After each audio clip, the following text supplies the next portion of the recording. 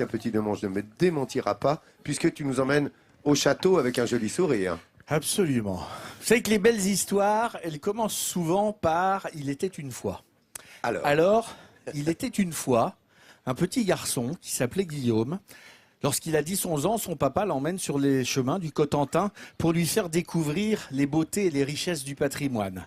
Et puis il lui répétait à l'envi, sauf imprévu, on aura un château. Et puis, l'histoire continue. C'est l'histoire d'un défi, l'histoire d'une drôle d'aventure. Bienvenue au château de Carneville. Alors la vue est vraiment belle ici puisqu'on domine vraiment tout le creux du Val de Serre avec Fermonville qui est dans la ligne juste vers l'ouest ici, Coqueville qui est dans l'alignement et Saint-Pierre-Église sur la butte et la nuit on voit même les lumières du phare de Gatteville. Donc on domine une vallée qui fait à peu près 1000 hectares qui est vierge. Il n'y a pas une construction, pas une éolienne, pas une ligne électrique. En fait on domine exactement la même vue que le château l'avait en 1755. Il ne faut pas s'y méprendre. Guillaume n'est pas guide aux monuments historiques. Du haut de ses 23 ans, c'est le propriétaire de ce château. Et il n'est pas non plus rentier ou millionnaire. Alors pour acheter cette demeure, il s'est lancé dans un sacré défi. Et comme tout feuilleton romanesque, cela commence souvent par des portes dérobées. Alors je vais vous montrer la cachette de la commode du salon. En fait c'est l'endroit où on garde un peu tous les papiers importants de la maison. Donc il faut tirer le tiroir, il y a la façade de la commode qui glisse et ça laisse s'ouvrir un tiroir en arrière-plan. Et donc on y garde différents papiers. Alors en fait avec mon père on avait l'habitude de sillonner la campagne pour voir les châteaux du coin, les manoirs, les belles propriétés. Et un jour on est arrivé en haut de l'avenue du château de Carneville. Et on ne pouvait pas rentrer, c'était une propriété privée. Donc on s'est dit on va écrire une lettre à la propriétaire pour lui demander de venir voir le parc. Je m'appelle Guillaume Garbe, j'ai 18 ans et je vais entrer à l'Institut catholique de Paris. Et je suis tombé en admiration devant votre château voilà 4 ans. Donc je lui demande de pouvoir rentrer. Et quelques jours après, on a reçu une réponse qui malheureusement était négative, où elle nous dit que le parc est fermé au public d'une façon définitive, tant pour le parc que pour les journées du patrimoine. Mais on ne s'est pas arrêté à ce refus. Et au bout d'1 an et demi, 2 ans, un lien s'est fait et ça s'est terminé en une proposition d'achat. Malheureusement, entre-temps, on a appris que mon père avait une maladie incurable, il en est décédé, et donc là le projet était complètement annulé, on ne voulait plus du tout le faire. Et puis on s'est réunis avec ma mère, avec ma sœur, mes grands-parents, on en a vraiment longuement parlé, et puis on a dit que si, il fallait concrétiser ce projet-là, déjà pour la mémoire de papa, et puis pour qu'on se fédère tous autour d'un beau projet. Toute la famille se resserre derrière le projet de Guillaume.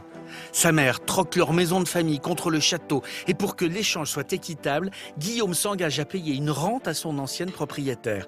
Mais le bâtiment est en mauvais état et tout est à refaire. Patiemment, il entreprend les travaux d'urgence. En 2014, le parc ouvre enfin au public et le succès est au rendez-vous.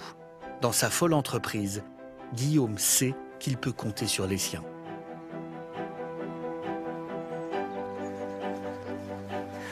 Et donc, il reste encore là-bas à nettoyer les parterres de roses. Oui, vous avez avancé déjà. Ouais, Là, ça fait là, ces deux-là sont propres. Ouais. Les buis, donc je te dis, c'est Michel qui les a nettoyés avec Daniel. Elle est venue travailler vendredi dernier. Alors la gestion du domaine, en fait, c'est une histoire qui est avant tout familiale. Donc il y a les grands-parents qui sont vraiment un soutien moral. Et puis aussi de coups de main, voilà, papy qu'on appelle très souvent super papy, qui nous fait des petits outils, des petites bricoles sur place. Il y a la grand-mère maternelle qui, elle, me fait tout ce qui est rideau. La grand-mère paternelle nous donne des leçons pour le jardin. Il y a maman qui gère tout ce qui est la logistique sur place, donc les papiers, la comptabilité. Il y a Léa, ma sœur, qui gère tout ce qui est communication, donc les contacts sur les réseaux sociaux, sur le site internet. Et puis après, comme moi j'habite sur place, c'est le tout-terrain, quoi. Le jardinier, plombier, électricien, mécanicien. L'homme à tout faire. L'homme à tout faire, quoi, voilà. Le super guigui, quelque part. Hein. Super voilà, papy, super guigui. Super guigui, voilà. Bon, alors l'idée, c'est de nettoyer un petit peu ici, mais rapidement. Il faut couper les canards. Si tu veux, Catherine, tu peux peut-être faire ça. Porté par sa famille et par tous ceux que sa démarche rend admiratifs, Guillaume a créé une association, celle des Amis du Château. Et au gré des saisons, les bénévoles viennent lui prêter main forte. Aujourd'hui, du jardinage est au programme et Guillaume n'est pas tout seul. Ça semble une grande folie, mais il fait tellement preuve de volonté, de courage et oui, il force l'admiration. Et on tient absolument à le soutenir dans ce sens et à l'encourager du mieux qu'on peut.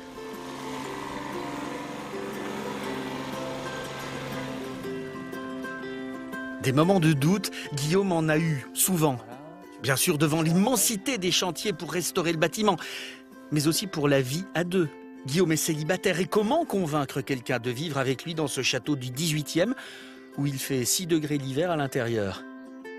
Vivre sa passion pour les vieilles pierres impose des sacrifices. Il y a eu des gros moments de doute, des moments où je me dis mais j'ai été complètement, c'est pas de la folie ni de la passion, c'est idiot quoi. J'ai été idiot de me lancer là-dedans. Tout est à la mesure de la maison. Par exemple, quand vous voulez planter des tulipes, faut pas acheter 50 tulipes parce qu'elles sont ridicules. Faut en acheter 500. Alors vous plantez vos 500 tulipes, mais une fois qu'elles ont poussé et que vous les voyez, c'est très joli, mais en fait on a l'impression qu'il n'y en a que 30. Pourtant elles sont 500, elles sont là, mais elles sont noyées dans l'immensité du lieu. C'est tous les jours, c'est beaucoup de sacrifices. Mais il y a le résultat qui est vraiment là. En fait, les gens se disent ça doit être super de vivre dans un château. Je crois que les gens se trompent. C'est pas super de vivre dans un château, c'est merveilleux de vivre dans un château. Par contre, tu l'orientes comment? C'est-à-dire que la façade principale est dans l'axe vers le château. Tu vois? D'accord, Voilà. c'est toute une chance. Ben, ça se passe pas n'importe comment. Ça se passe pas au hasard. Hein. Et l'autre... Guillaume a déjà réussi le pari qu'il s'était fixé.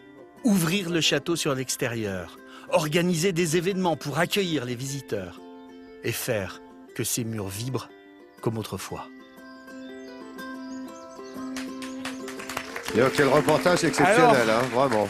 Que dire de plus face à ce conte du 21e siècle? D'abord que tout est vrai, que c'est pas une histoire de roman, que Guillaume pour moi fait partie de ces chevaliers modernes qui en vivant leurs rêves font vivre le patrimoine qui est notre héritage, que sans cette douce folie, Carneville ne serait plus qu'une ruine aujourd'hui, qu'à 23 ans, Guillaume il a déjà vécu ce que nombre de gens de 50 ans ne vivront jamais.